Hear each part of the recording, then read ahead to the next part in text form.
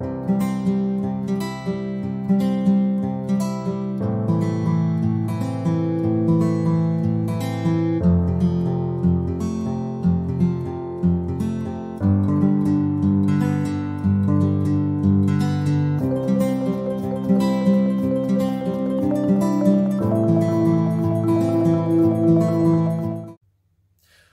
pessoal, tudo bem? Estou aqui de novo para gravar mais um vídeo e nesse caso continuo a ler algumas revistas porque realmente tem semanas que eu estou muito empolgado para ver filmes e tal, eu acabo vendo mais de um filme por dia, mas nesses últimos dias eu parei de ver os filmes, né? Daqui a pouco eu retorno para continuar vendo aqueles filmes, entre aspas, inspirados no filme, no cinema noir lá dos anos 40 e 50, mas enfim, nesses últimos dias eu estou lendo. Então assim, enquanto não acaba, que eu estou agora, eu gostaria de comentar sobre a que eu terminei de ler ontem à noite, que no caso é Frederick, William e Amazona, Perseguição e Censura aos Quadrinhos. Eu precisei ler porque o título é muito longo. Eu achei bacana porque logo de início tem esse vermelho aqui pantônico, né? Uma coisa assim bem comum. E pela ilustração da capa você já percebe que, entre aspas, é uma revista com esse tom meio, como é que se diz? Siena, né? Esse amarelo, entre aspas, meio desbotado. A história se passa ali em meados dos anos 30, dos anos 40, nos Estados Unidos. E ele conta, entre aspas, a biografia, ou trechos da biografia, desses dois psicólogos, psicanalistas no caso, né? Famosos, ou que tem alguma relevância para as histórias em quadrinhos. Primeiro, a do William Marston, que, para quem não sabe, dentre outras coisas, ele foi inventor do, entre aspas, detector de mentiras, né? Essa máquina famosa. E, enfim, no campo, vamos dizer, literário, né? Da nona arte, ele criou a Mulher Maravilha. Porque, assim, à época havia muitos quadrinhos, né, ou muitos gibis voltados para esse público infanto-juvenil, mas no caso masculino, né, para os meninos. E como eles estavam ali naquela época entre aspas, da reivindicação das mulheres por direitos civis, autonomia, etc. Então, por que não criar uma personagem, enfim, né, voltada ali mais especificamente para o público feminino? E daí veio Diana, né, essa princesa das Amazonas e tal, né? Tem um laço da verdade, braceletes, enfim, né? Então ele criou toda uma mística, ou criou uma personagem inspirada em toda essa mística em torno do feminino, ou do feminismo. E ele, enfim, a história conta esses elementos ali que deu, entre aspas, suporte para o desenvolvimento da personagem. Mostra esse psicólogo, né, o psicanalista, repetindo o nome, William Marston, que era bígamo, né, que tem duas esposas e tal, né? E, paralelamente, conta a história desse, entre aspas, desse imigrante, eu não sei se era alemão, austríaco, não me recordo agora no momento, que foi o Frederick Werther, que, entre aspas, ele trabalhava ele teve algumas participações trabalhando para o governo, né, ou analisando, enfim, os casos psicológicos de criminosos que supostamente tinham algum distúrbio, algum problema mental, e ele, entre aspas, acabou associando, por exemplo, ou ele defendia, né, essa ideia de que o meio social no qual o indivíduo vivia poderia promover ações violentas, né, ou ter um impacto tal na personalidade do indivíduo que levasse uma pessoa a cometer crimes.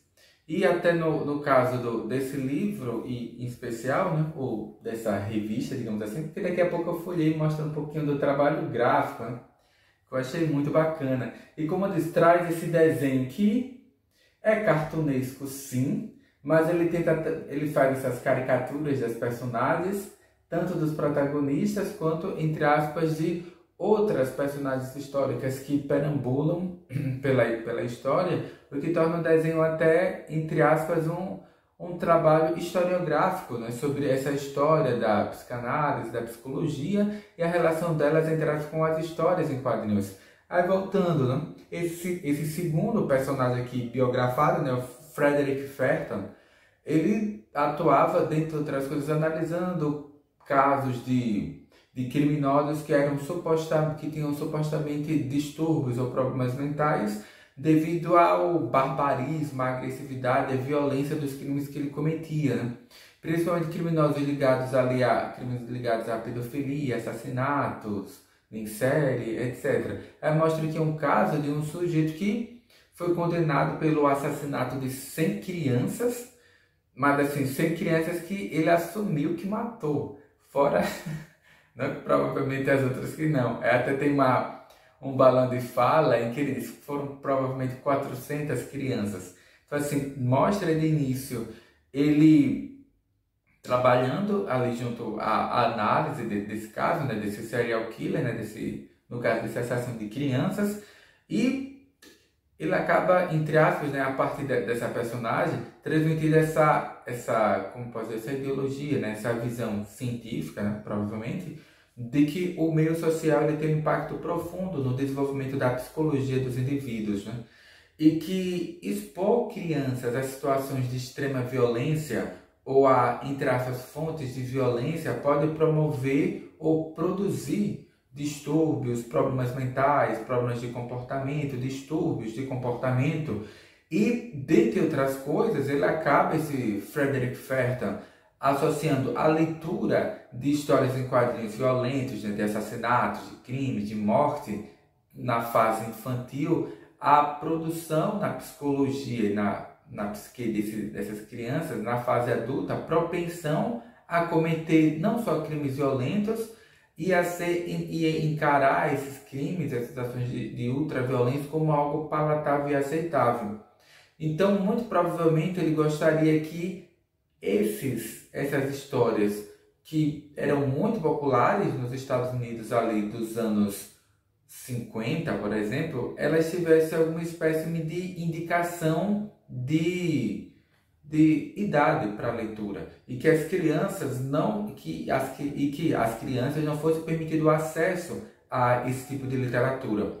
E devido a uma série de elementos políticos, porque a gente tem que lembrar que nos anos 50 havia toda aquela questão da caça às bruxas nos Estados Unidos, né? Do combate à ameaça do comunismo, né? E qualquer coisa que pudesse ser associada ao comunismo ou que supostamente trouxesse alguma ameaça à manutenção do estilo de vida americana, à família tradicional e etc., era visto sempre com, entre aspas, maus olhos. Então, esse Frederick Ferton, ele tem alguns livros famosos e, especificamente sobre esse caso, da relação entre a leitura das histórias em quadrinhos e delinquência juvenil, porque nos Estados Unidos, ali dos anos 40, dos anos 50, o tema da violência juvenil era algo que era muito delicado na sociedade americana. E, como eu disse, o Frederick Ferton, quando ele faz essa associação, e isso é mostrado na história em quadrinho, por isso que eu gostei dela, porque eu já havia comentado antes que eu gosto de biografias. Cinebiografias, no caso, eu gosto de assistir filmes que narram a vida de algum indivíduo em particular. Mas eu nunca tinha lido, pelo menos eu não me lembro, uma história em quadrinho que tentasse fazer isso, né? Retratar a vida de algum indivíduo. E como eu disse, nessa história aqui, que tem um nome bem complexo, por isso que eu estou lendo, que é Frederick William Amazona, A Perseguição sem Censura aos Quadrinhos. Então, nesse livro, né, nessa revista, ele mostra isso, né? Que o Frederick Ferton, ele faz essa...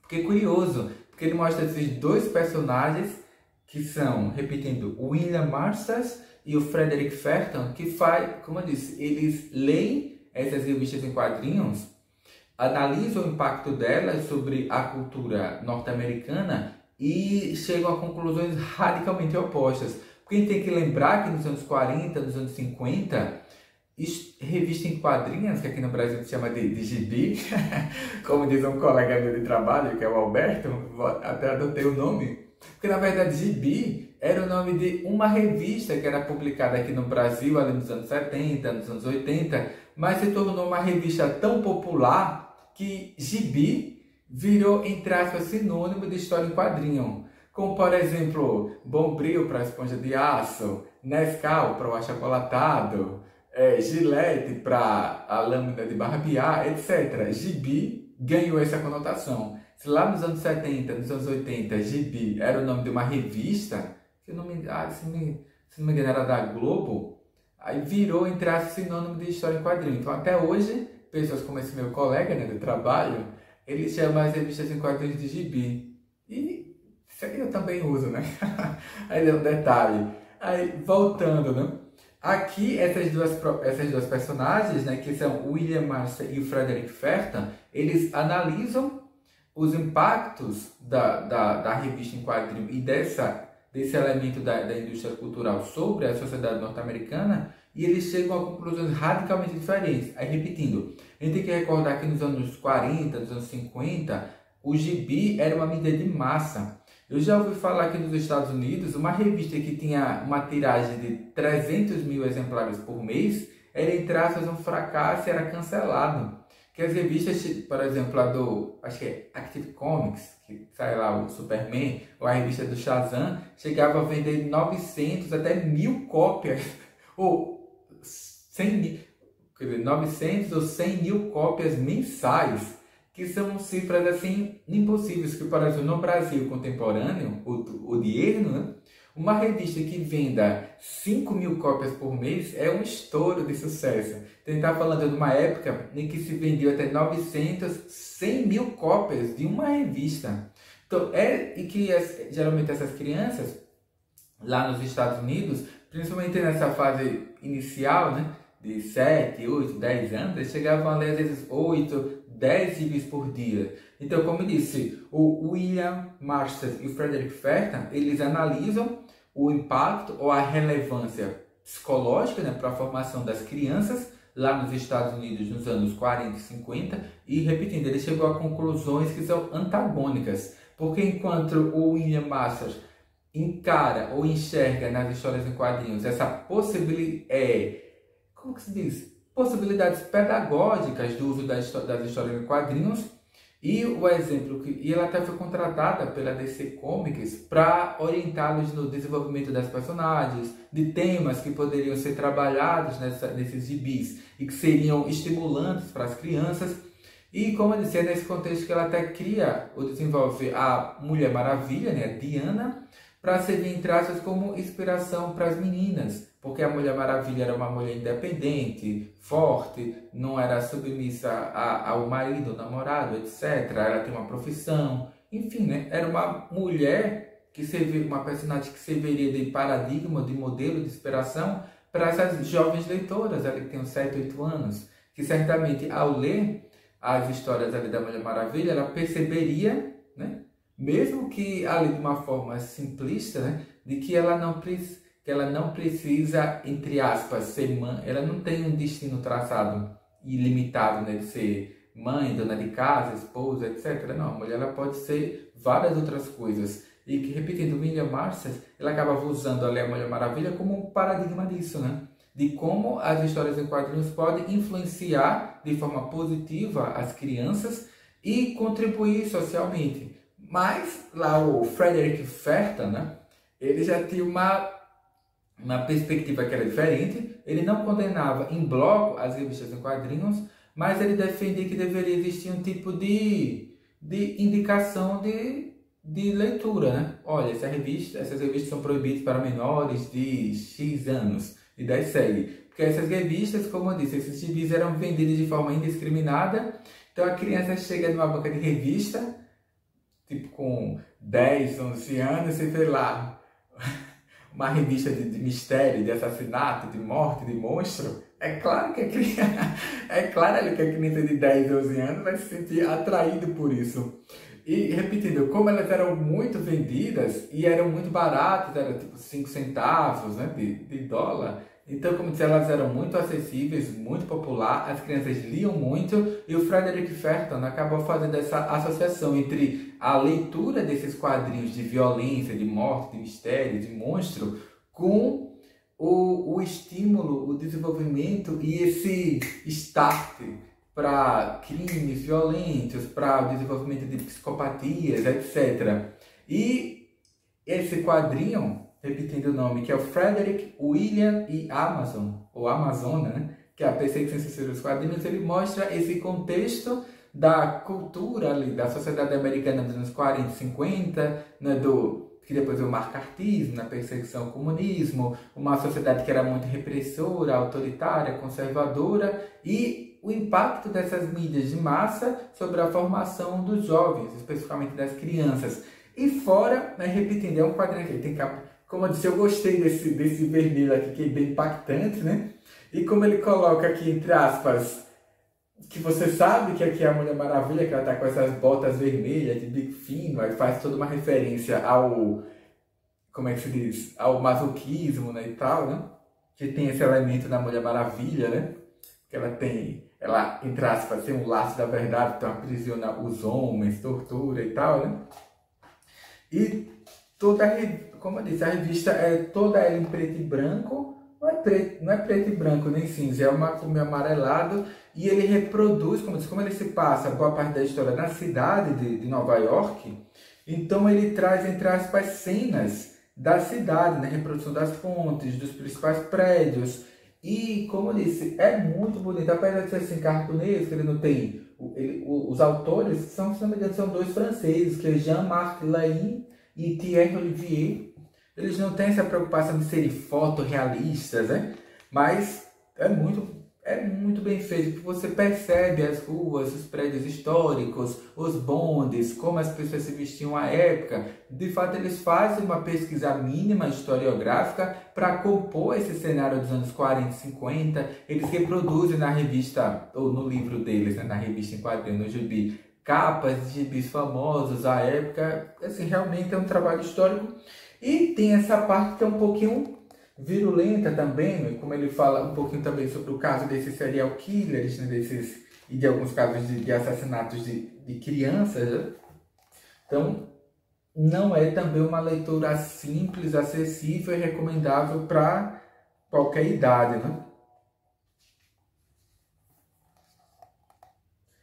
Aí tem um caso aqui de uma pessoa perfurando o olho de uma criança com uma agulha, né? Quer dizer, como eu disse, não é uma leitura assim simplista. E como eu disse, eles trazem essa reprodução até, como eu disse, não é uma tentativa, um efeito fotorrealista. Eles não querem reproduzir a cidade de Nova York como ela era nos anos 40 e 50, mas ele faz esse trabalho de realmente ambientar da forma mais agradável possível, né? Você acaba conhecendo um pouco sobre o modo de vestimento, os hábitos, modos de diversão, vira de fato uma peça que ajuda a gente até a compreender a história do momento, a participação dos Estados Unidos na Segunda Guerra Mundial, a forma como essa mídia de massa, né, o gibi, se desenvolveu ao longo do século XX, porque, pelo menos pelo que você compreende, pelo menos eu compreendi assim, né, ao ler essa revista, é que nos anos 40, devido aos esforços de guerra, né, do envolvimento dos Estados Unidos na Segunda Guerra Mundial, os gibis de super-heróis se tornaram muito populares, tanto para serem produzidos e repassados para os combatentes, quanto para os jovens, né, nos Estados Unidos, aí nesse contexto que surgem personagens, por exemplo, como o Capitão América, né? E como eu disse, esses gibis de super-heróis, eles ganham destaque, mas depois que passa a Segunda Guerra Mundial, o interesse por esses personagens esses gibis de super-heróis, ele meio que entra em declínio, e o mercado norte-americano da produção de histórias em quadrinhos, ele se diversifica, surgem inúmeros outros gêneros ali de histórias em quadrinhos. Os que se tornam mais populares são esses de terror, de mistério, de morte, de assassinato. Surgem gibis voltados exclusivamente para o público feminino, que eles eram as love stories, né? Essas histórias, romances, né, mais açucaradas e tal, né?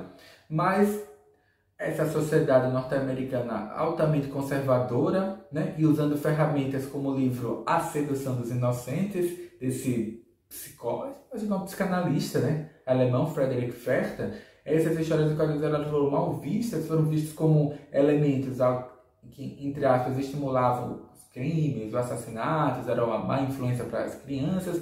Então, assim, de forma meio que informal, as principais editoras que publicavam esses gibis, elas criaram uma espécie de código de censura, porque haviam ali ligas de mulheres católicas e organizações similares que passaram realmente a queimar, literalmente, em praça pública, esses gibis de temáticas consideradas proibidas, indecentes ou imorais. Então, as editoras, para se precaver contra os ataques desses fanáticos aí, quase que fascistas, porque isso não acontece só hoje, infelizmente, esse de grupo sempre existiu. E, como eu disse, meio que para se precaver dos ataques, do assédio desses grupos fascistas, grupos fascistoides ali que havia nos Estados Unidos nos anos 40 e 50, o que eles fizeram? Criaram, meio que informalmente, um código de censura e passaram a não produzir ou não distribuir revistas que tocavam em temáticas mais adultas, né? Ligadas ali talvez ao sexo, à criminalidade, à violência, a mistérios, assassinatos, a monstros.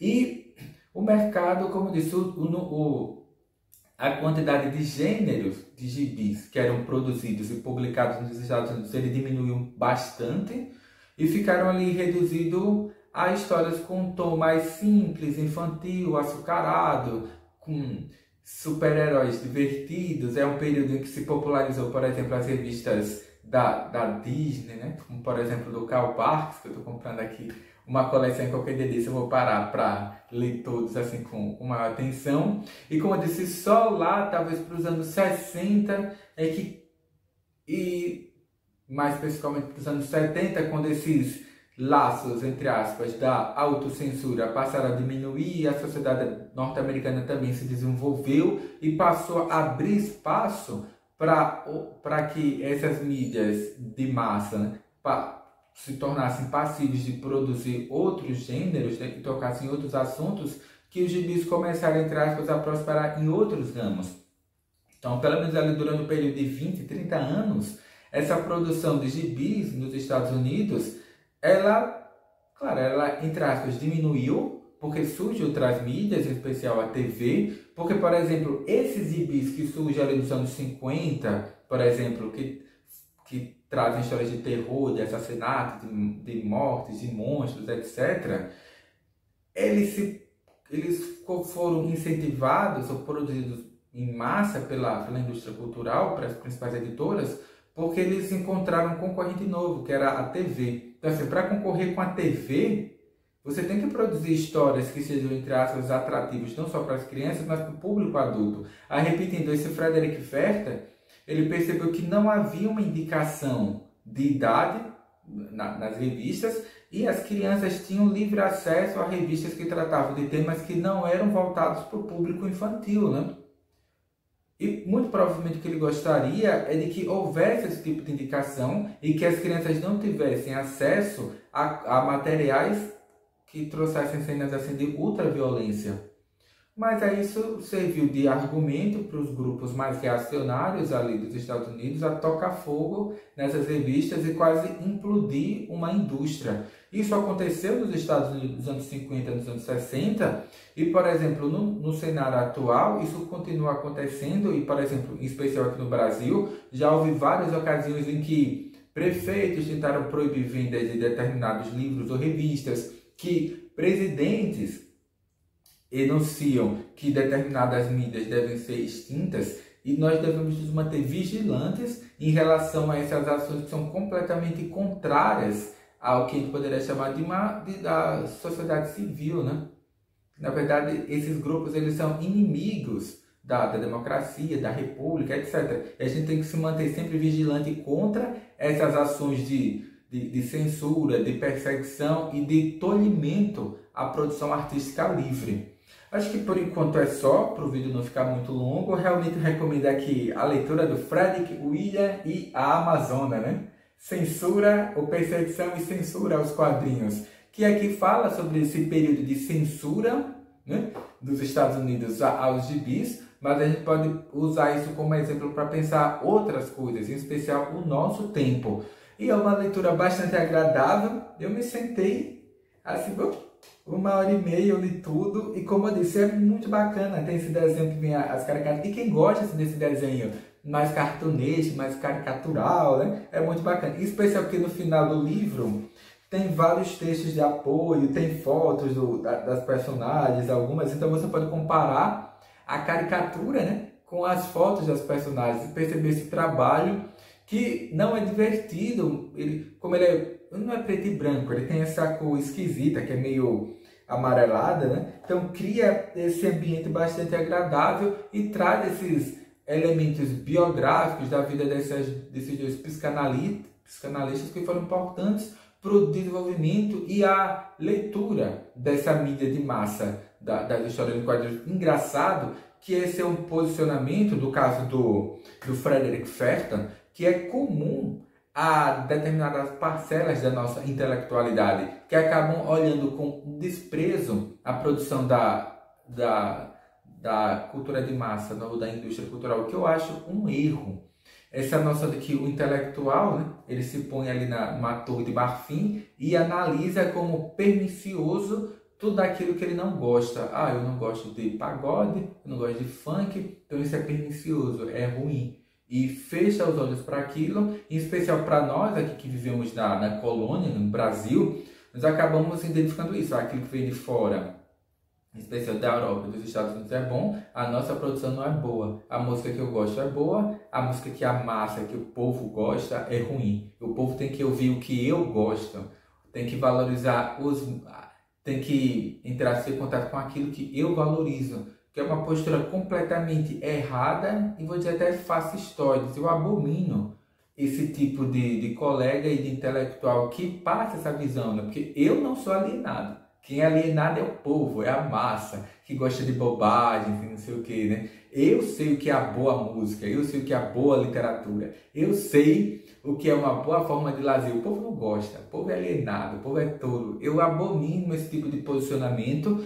Eu acho que não deveria haver essa contraposição, porque de fato não há entre aspas, uma alta cultura, né? Cultura elevada dos intelectuais, uma baixa cultura. Eu acho esse um posicionamento ridículo, aberrante e que a gente não deveria estimular de forma alguma. E aqui, essas duas personagens, o William Mansell e o Frederick Ferton, de certa forma eles apresentam esses dois posicionamentos contrários, né, dialéticos, em relação à cultura de massa ou à indústria cultural. Porque o William Mansell, ele percebia que era possível sim encontrar bons elementos nesses elementos da cultura de massa, né, que a gente chama de cultura pop, né, e quem deveria até utilizá-los como, por exemplo, material pedagógico para estimular os jovens, as crianças. E o Frederick Ferton, bem que não, viu ali, como eu disse, nas histórias em quadrinhos, entre aspas, um elemento pernicioso para a formação das crianças e dos jovens. Hoje, os gibis não têm tanto impacto cultural e essa pecha de ser algo pernicioso cai sobre, por exemplo, os jogos de videogame, que muitos hoje são proibidos, crianças não podem ter contato, são ruins para a formação dos jovens, etc. Quer dizer, só mudam-se os tempos, mas o discurso, de certa forma, ele se mantém o mesmo, né? Então, por enquanto é só, para o meu vídeo não ficar muito longo. Quem tiver a oportunidade pode ler, pode pedir emprestado. Frederick, William e a Amazona, né? Perseguição e censura aos quadrinhos. E como eu disse, trata especificamente da censura aos quadrinhos e de como essa mídia de massa ela foi interpretada de forma, às vezes até dialética, por alguns intelectuais, mas ela serve para a gente pensar outras formas de censura, né? A forma como a cultura de massa, a indústria cultural é interpretada pelos nossos intelectuais. A gente pode, como eu disse, usar ele como exemplo para outras coisas e vale muito a pena entrar em contato, né? E por enquanto é só, quem puder ler, leia, que eu gostei bastante, apesar de não gostar assim, desses desenhos que trazem assim, são mais caricaturados, mais cartunescos, mas esse ficou muito bom. E por enquanto é só, né? Até o próximo vídeo.